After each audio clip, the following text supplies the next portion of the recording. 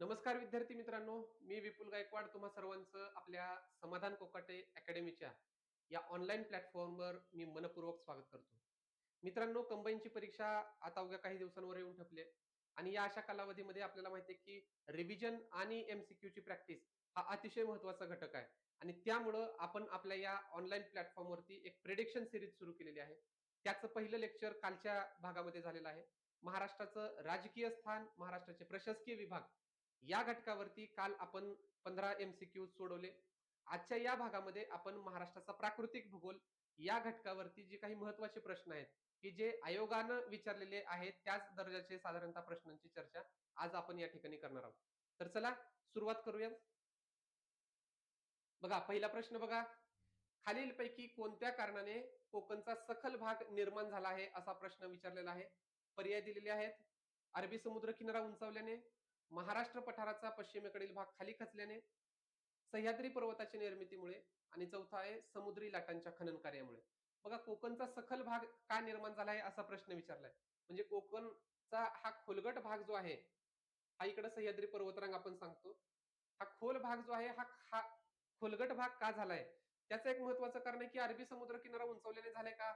समुद्र किनारा तर काही उंचावू शकत नाही. म्हणजे पाण्याची पातळी वाढू शकते, मात्र इतकीही नाही वाढणार की जेणेकरून जमिनीचा भाग खाली जावा. त्याच्यामुळं पर्याय क्रमांक 1 बाद होतो. दुसरा पर्याय बघा, महाराष्ट्र पठाराचा पश्चिमेकडील भाग खाली खचल्याने. आता हा भाग जो आहे कोकणचा भाग खाली खचलेला आहे का? तर निश्चितच खचला आहे. ज्या वेळेस सह्याद्री पर्वताची आणि कोकणची निर्मिती झाली होती, त्यावेळेस हा जो भाग आहे, हा भाग खाली खचला, की त्यालाच आपण प्रस्तरभंग असं सुद्धा म्हणतो. त्याच्यामुळे हा शब्द सुद्धा लक्षात ठेवा या ठिकाणी. प्रस्तरभंग म्हणजे प्रस्तरभंग झाल्यामुळं कोकण किनारपट्टीची निर्मिती झालेली आहे. ओके. त्याच्यामुळं पर्याय क्रमांक 2 हे आपल्याला योग्य सांगता येतं. बाकीचे पर्याय चेक करू. सह्याद्री पर्वताच्या निर्मितीमुळे सह्याद्री पर्वत आणि महाराष्ट्राचा पूर्ण पठाराचा भाग हा ज्वालामुखीच्या उद्रेकातून निर्माण झालेला आहे. कोकण किनारपट्टी सुद्धा त्याच पद्धतीने निर्माण झालेली आहे. मात्र सह्याद्रीच्या निर्मितीचा कालखंड आणि कोकणचा कालखंड हा काही वेगळा नाही. त्याच्यामुळं इथं पर्याय क्रमांक 3 हा सुद्धा चुकीचा ठरतो. समुद्री लाटांच्या खनन कार्यामुळे आपल्याला माहिती आहे की समुद्री लाटांच्या खनन कार्यामुळे जी वेगवेगळी भूरूप आहेत, सागरी किनारपट्टीवरती वेगवेगळी भूरूप तयार होतात. मात्र संपूर्ण किनारपट्टी तयार होऊ शकत नाही. त्याच्यामुळे पर्याय क्रमांक 4 हा चुकीचा आपल्याला सांगतात. ओके. चला पुढचा प्रश्न बघूया. उत्तरेकडून दक्षिणेकडे खालीलपैकी कोणत्या पर्वतरांगांचा क्रम बरोबर आहे विचारलंय. म्हणजे नॉर्थ टू साऊथ असा पर्वतरांगेचा क्रम आपल्याला बघायचा आहे. महाराष्ट्रात सर्वात उत्तरेला कोणती पर्वतरांग आहे? आपल्याला माहिती आहे सातपुडा सर्वात उत्तरेला. त्याच्यानंतर त्याच्या दक्षिणेला नदी आहे तापी नदी आणि त्याच्या दक्षिणेला काय आहे? सातमाळा अजिंठा डोंगररांग. सातमाळा अजिंठा लक्षात ठेवा. त्याच्या दक्षिणेला काय आहे? गोदावरी नदी आहे आपल्याला माहिती आहे. आणि त्या गोदावरी नदीच्या दक्षिणेला म्हणजे गोदावरी नदीच्या दक्षिणेला काय आहे? हरिश्चंद्रवाला घाट. हरिश्चंद्रवाला घाट पर्वतरांग. त्याच्या दक्षिणेला भीमा नदी आहे आणि भीमा नदीच्या दक्षिणेला काय आहे? शंभू महादेव डोंगर रांग. शंभू महादेव. ओके. हे आपल्याला या पद्धतीनं क्रम आपल्याला माहिती आहे. त्याच्या खाली पुन्हा कृष्णा नदी येते. आता याच्यामध्ये बघा आपल्याला पर्याय काढायचे सगळ्यात उत्तरेकडून दक्षिणेकडे विचारले म्हणजे सगळ्यात पहिल्यांदा सातपुडा असायला पाहिजे. सातपुडा इथं आहे, इथं आहे, इथं आहे. सातमाळा अजिंठा इथं आहे आणि इथं आहे. म्हणजे हा पर्याय क्रमांक 1 आणि पर्याय क्रमांक 3 बाद झाले. त्याच्यानंतर हरिश्चंद्रगड आहे.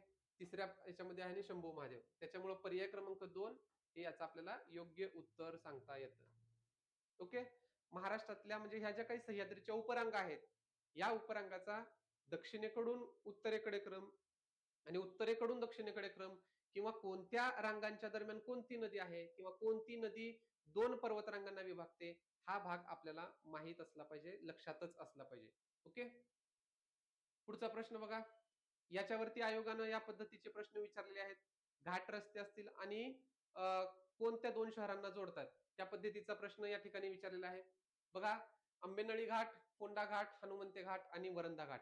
हा भाग आपल्याला पाठाच असायला पाहिजे. जोड्या लावायला विचारलेला आहे. आंबेनळी घाट कुठं आहे? महाबळेश्वर ते महाड. ओके. महाबळेश्वर ते महाड या दरम्यान आंबेनळी घाट आहे. ज्यावेळेस महाडवरून महाबळेश्वरला जात असतो त्यावेळेस आंबेनळी घाट लागतो. त्याचसोबत प्रतापगड किल्ला जो आहे, तो किल्ला सुद्धा त्याच मार्गावरती आहे. म्हणजे प्रतापगड किल्ल्याला जायचं असेल महाबळेश्वरवरनं, तर या घाटातून पार करावं लागतं. त्या भागामध्येच प्रतापगड किल्ला आहे. पुढं महाबळेश्वरवरून ज्यावेळेस वाई शहराला जायचं असतं, वाई शहर लागतं, त्या दरम्यान पसरणी घाट आहे. हा सुद्धा भाग लक्षात ठेवा. पसरणी घाट आहे त्या ठिकाणी. आणि ज्यावेळेस वाईवरून इकडं पुण्याला यायचं असतं, कोणत्या मार्गाने? बेंगलोर पुणे या हायवेने. त्यावेळेस आपल्याला लागतो खंबाटकी घाट. खंबाटकी घाट. म्हणजे बघा एका याच्यामध्ये 3 घाट कव्हर झाले. त्यानंतर पुढचा भाग बघा फोंडा घाट. कुठं आहे फोंडा घाट? सावंतवाडी. सावंतवाडी ते कोल्हापूर या 2 शहरांदरम्यान फोंडा घाट आहे. हनुमंते घाट आहे कोल्हापूर ते कणकवली. कणकवली दरम्यान सुद्धा आहे किंवा इथं कुडाळ सुद्धा येऊ शकतं किंवा कुडाळ हे 2 शहरं जवळ-जवळच आहेत. त्याच्यामुळे कोल्हापूरपासून कुडाळला जाताना किंवा कणकवलीला जाताना हनुमंते घाट लागतो आणि वरंधा घाट जो आहे तो पुण्यावरनं महाडला जाताना लागतो. ओके. पुण्यावरनं महाडला जातात. आता पुण्यावरनं महाडला जाताना वरंधा घाट सुद्धा लागतो आणि ज्यावेळेस म्हणजे हा भोर मार्गे जाताना लागतो. भोर तालुका लागतो पुणे जिल्ह्यातला भोर शहर.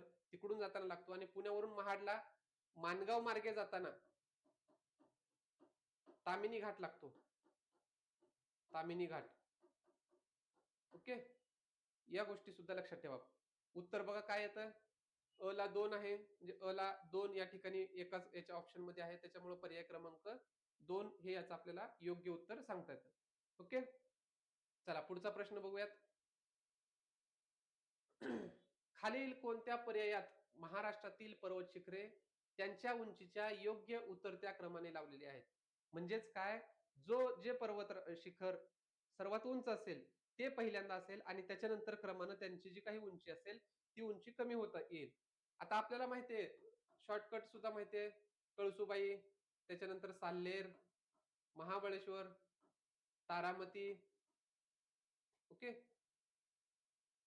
हरिश्चंद्रगड, सप्तशृंगी आणि तोरणा. ओके. या पद्धतीचा क्रम आपल्याला सर्वसाधारणपणे माहिती आहे. आता बघा उंचीच्या योग्य उतरत्या क्रमाने विचारले म्हणजे सगळ्यात उंच जे असेल म्हणजे पहिल्यांदा काय यायला पाहिजे? साल्हेर. इथं ऑप्शन मध्ये कळसुबाई नाही. साल्हेर पहिल्यांदा यायला पाहिजे. पर्याय क्रमांक 1 बाद होतो. साल्हेरचे 3 ऑप्शन आहेत. त्याच्यानंतर महाबळेश्वर नाही. नंतर आहे तारामती सुद्धा नाही. हरिश्चंद्रगड. तिसऱ्या क्रमांकाला आहे हरिश्चंद्रगड म्हणजे पर्याय क्रमांक 2 हा सुद्धा बाद झाला. त्याच्यानंतर सप्तशृंगी आहे आणि शेवटी तोरणा आहे म्हणजे पर्याय क्रमांक 4 जे आहे याचं आपल्याला योग्य उत्तर सांगता येतं. ओके. चलो पुढचा प्रश्न बघा. महाराष्ट्र पठाराची पूर्व पश्चिम लांबी टिंब किलोमीटर आहे. 720, 700, 750 आणि 800. बघा महाराष्ट्र पठार ज्यावेळेस समजून घेतो आपल्याला माहिती की महाराष्ट्राची पूर्व पश्चिम लांबी माहिती आपल्याला. किती आहे महाराष्ट्राची पूर्व पश्चिम लांबी? 800 किलोमीटर आणि दक्षिणोत्तर लांबी जी आहे ती 700 किलोमीटर आपण म्हणतो. मात्र महाराष्ट्र पठाराची जी पूर्व पश्चिम लांबी आहे आपल्याला फक्त महाराष्ट्र पठार बघायचंय महाराष्ट्राची नाही. 3 प्राकृतिक विभाग, एक सह्याद्री, त्याच्या पश्चिमेला कोकण आपल्याला माहितीये आणि हा महाराष्ट्र पठार. ओके. या पठाराची ही जी काही लांबी आहे ही लांबी आहे 750 किलोमीटर. ओके. 750 किलोमीटर. ही लांबी आहे 750 किलोमीटर आणि दक्षिणोत्तर जी लांबी आहे ती आहे 700 किलोमीटर.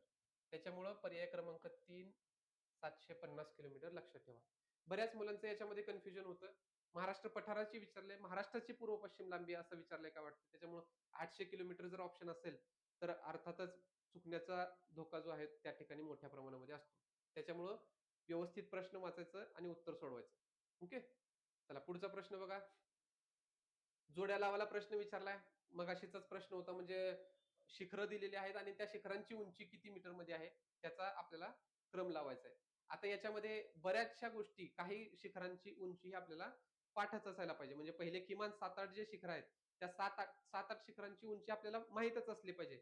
जरी समजा माहीत नसली तरी किमान पर्वतांचा क्रम किंवा त्या शिखरांचा जो क्रम आहे तो क्रम तरी किमान माहीत असायला पाहिजे. त्या पद्धतीने आपल्याला उत्तर काढता येतं. आता इथं बघा आपल्याला माहिती आहे की सगळ्यात उंच कळसुबाई, त्याच्यानंतर साल्हेर, महाबळेश्वर, तारामती, हरिश्चंद्रगड, ओके, सप्तशृंगी आणि तोरणा. किमान एवढे तरी माहित पाहिजे. आता याच्यामध्ये आहेत किती याच्यातले? हरिश्चंद्रगड आहे म्हणजे सगळ्यात आता क्रमाने जर आपण बघायला गेलं तर बघा पहिल्यांदा महाबळेश्वर येतो. आता इथं महाबळेश्वर आहे. याच्यातला जो अंक सर्वात मोठा असेल ती उंची महाबळेश्वरची असणार. ओके. त्याच्यामुळे इथं सगळ्यात मोठा अंक आहे 1438. महाबळेश्वरची उंची 1438 मीटर. ओके. त्याच्यानंतर आहे तारामती. याच्या खालोखाल 1431 मीटर इतकी उंची तारामतीची आहे. त्याच्यानंतर आहे हरिश्चंद्रगड. हरिश्चंद्रगड त्याच्या खालोखाल 1424. ओके. त्याच्यानंतर आहे सप्तशृंगी आणि आता चिखलदरा आणि रायरेश्वर. बघा आता राहिलेला ऑप्शन आहे 1337 आणि 1115.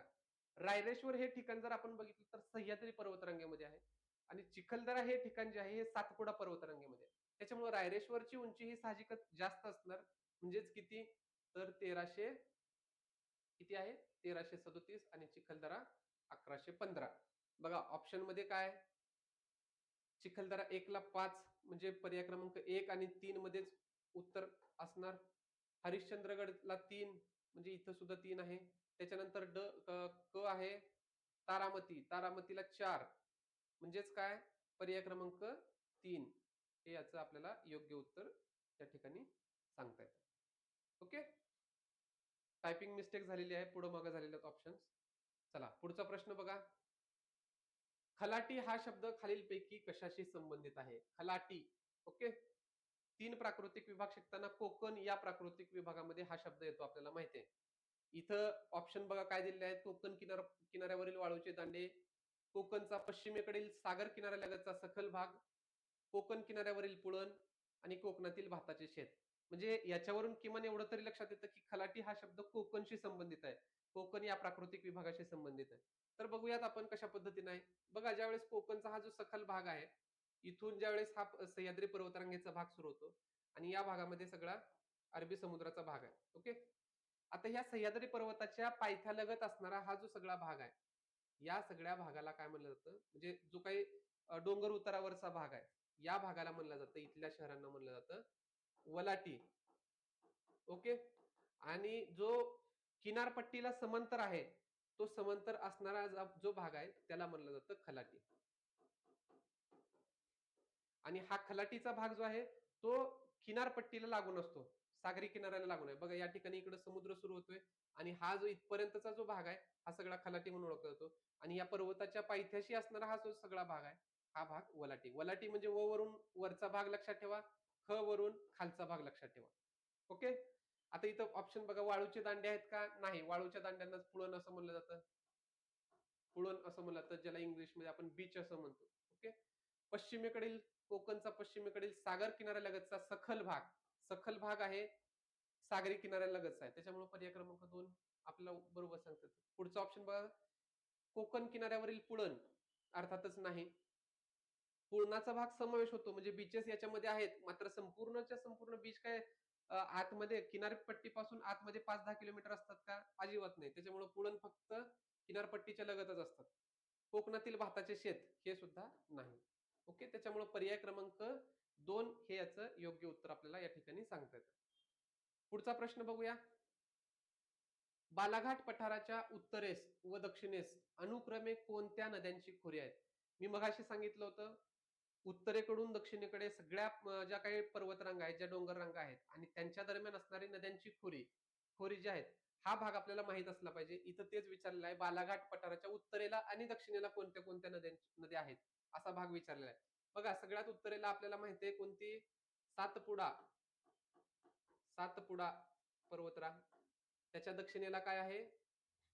इकडे वाहणारी तापी नदी. ओके. त्याच्यानंतर आहे इकडं सातमाळा अजिंठा. सातमाळा अजिंठा आणि त्याच्या दक्षिणेला आहे पूर्वेला वाहणारी सगळ्यात मोठी गोदावरी. त्याच्या दक्षिणेला आहे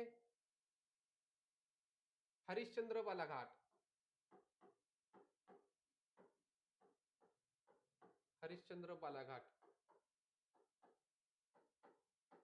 त्याच्या खाली महत्वाची भीमा नदी. ओके. त्याच्या दक्षिणेला आहे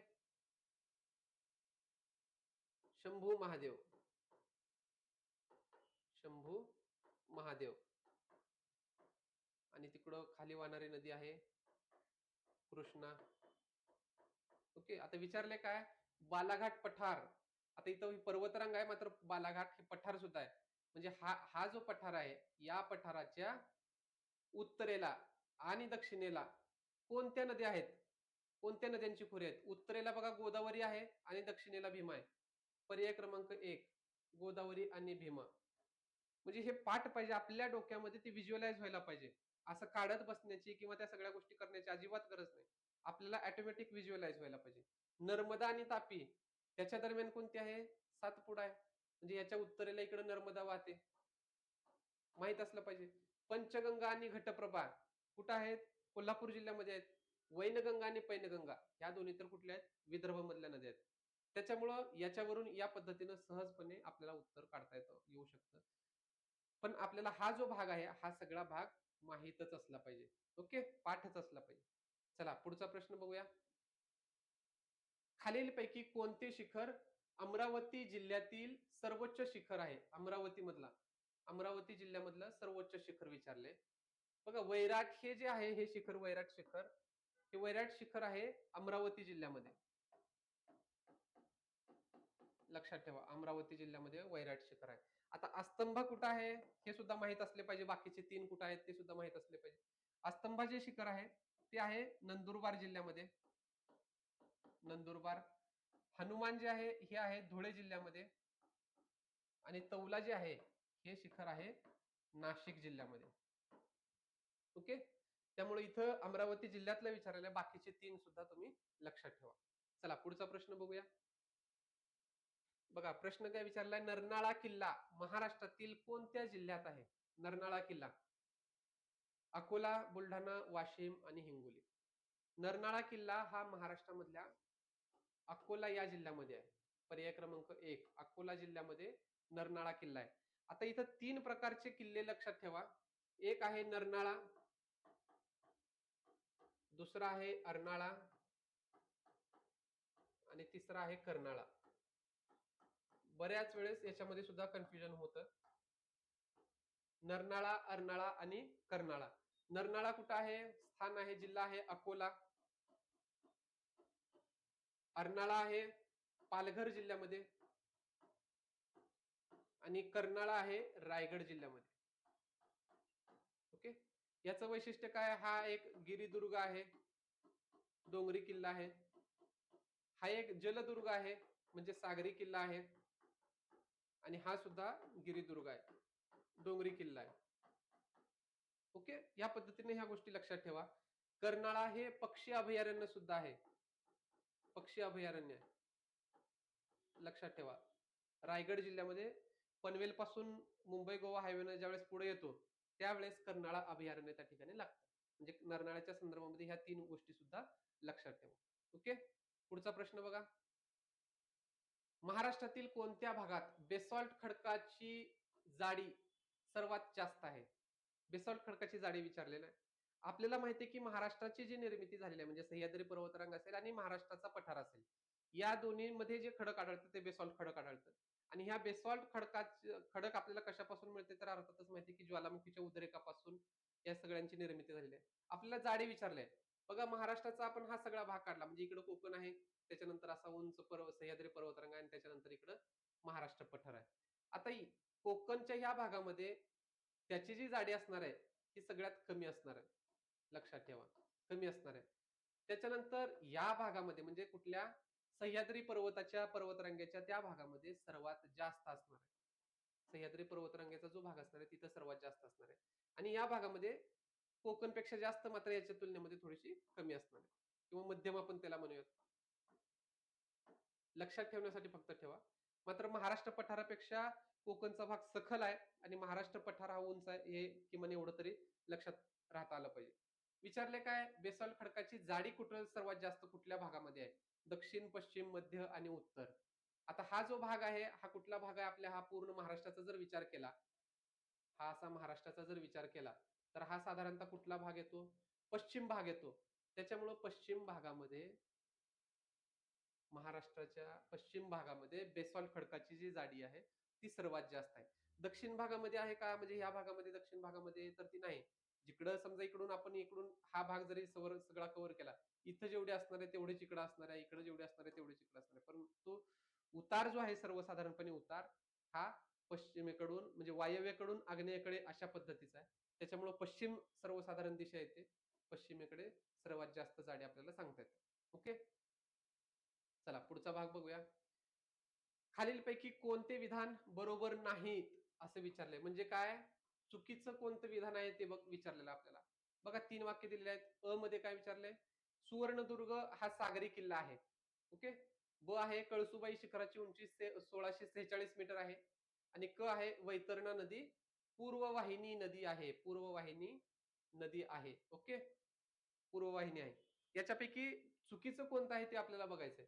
बघा सुवर्णदुर्ग किल्ला हा सागरी किल्ला आहे. हे वाक्य बरोबर आहे. रत्नागिरी जिल्ह्यामध्ये हर्णे नावाचं बंदर आहे आणि त्या हर्णे बंदराजवळ सुवर्णदुर्ग नावाचा हा एक प्रसिद्ध किल्ला आहे. याचबरोबर याचं अजून एक महत्वाचं वैशिष्ट्य म्हणजे गेल्या काही महिन्यांपूर्वी महाराष्ट्रामधले जे काही 12 किल्ले जागतिक वारसा स्थान म्हणून घोषित झाले, त्या जागतिक वारसा स्थानांपैकी एक असणारा हा सुवर्णदुर्ग किल्ला आहे आणि हा सागरी किल्ला आहे. ओके. त्याच्यामुळं अवाक्य हे जे आहे ते बरोबर आहे. कळसुबाई शिखराची उंची माहिती आपल्याला 1646 मीटर अचूक पद्धतीने आपल्याला माहिती आहे. त्याच्यामुळे ब सुद्धा बरोबर आहे. वैतरणा नदी पूर्ववाहिनी आहे का? तर ही नदी पूर्ववाहिनी नसून ही आहे पश्चिम वाहिनी नदी. कुठे उगम पावते? सह्याद्री पर्वतरांगेमध्ये उगम पावते आणि कोकणातल्या महत्वाच्या नद्यांपैकी एक नदी म्हणून ती ओळखली जाते. त्यातल्या त्यात सर्वात लांब नदी म्हणून कोकणातली ओळखली जाते, जे की ठाणे पालघर जिल्ह्यामधून वाहत जाते. आणि कोकणामधून वाहणाऱ्या सगळ्याच्या सगळ्या नद्या जवळपास कुठं असतात? पश्चिमेला वाहतात. त्याच्यामुळे त्या सगळ्या पश्चिम वाहिनी नद्या आहेत. त्याच्यामुळे इथं पूर्ववाहिनी जे दिलंय ते चुकीचं आहे. त्याच्यामुळे क जे आहे ते चुकीचं आहे. आपल्याला बरोबर नाही म्हणजे चुकीचं कोणतं आहे तर क आहे. पर्याय क्रमांक 3 क हे याचं योग्य उत्तर आपल्याला सांगता येतं. ओके. चला पुढचा प्रश्न बघूया. काय विचारले? सह्याद्री पर्वताची महाराष्ट्रातील लांबी किती किलोमीटर आहे? सह्याद्री पर्वताची उत्तर ते दक्षिण अशी लांबी अशी विचारलेली आहे. म्हणजे हा महाराष्ट्र आणि ह्याची जी काही लांबी आहे ही किती किलोमीटर आहे आपल्याला असं विचारलंय. बघा आपण काय विचार करतो सर्वसाधारणपणे समुद्राच्या किनारपट्टीची 720 किलोमीटर जर असली तर त्याच्या कमी जास्त असू शकते असा आपण एक अंदाज बांधतो.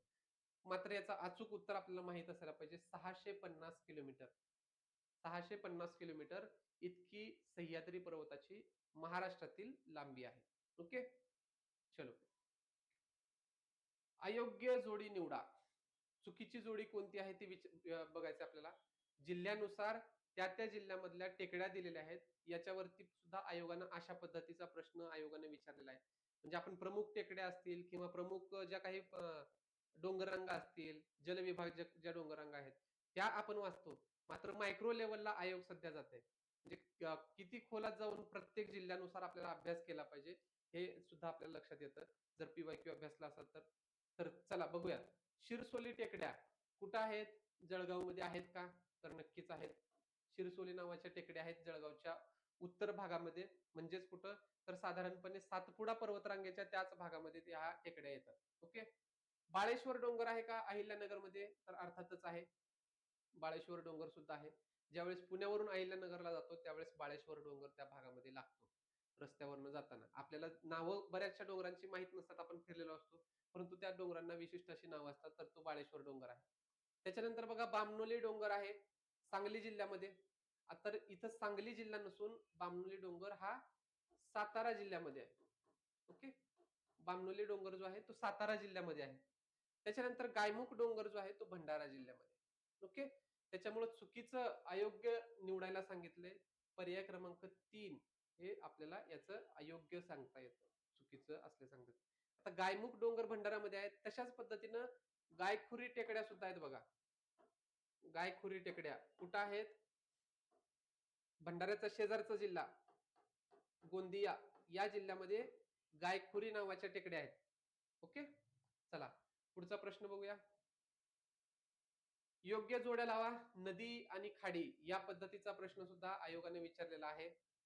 नद्या दिलेल्या आहेत आणि त्या नद्यांनी कोणती खाडी तयार केलेली आहे, निर्माण केलेली आहे याच्यावरती प्रश्न विचारलेला आहे. बघा कोकणातल्या ज्या नद्या आहेत त्याच नद्यांपासून बऱ्याच वेळेला खाड्या मोठमोठ्या तयार म्हणजे तिथल्या कोकणामध्ये तयार झालेल्या आपल्याला विचारले जातात. खाड्यांचा उत्तर ते दक्षिणेकडून क्रम लावा असा सुद्धा प्रश्न येतो. नद्यांचा उत्तरेकडून दक्षिणेकडे क्रम लावा किंवा दक्षिणेकडून उत्तरेकडे क्रम लावा असा सुद्धा प्रश्न येतो. आणि नद्यांनी कोणत्या कोणत्या खाड्या तयार केलेल्या आहेत, कोणत्या नदींनी कोणती खाडी तयार केली आहे, हा सुद्धा भाग आपल्याला माहित असला पाहिजे. चला बघूया. सावित्री नदी आपल्याला माहिती आहे रायगड जिल्ह्यामधून वाहते, महाडमधून. आणि ती कोणती खाडी तयार करते, तर सावित्री नदी ही बाणकोटची खाडी तयार करते. ओके, बाणकोटची खाडी.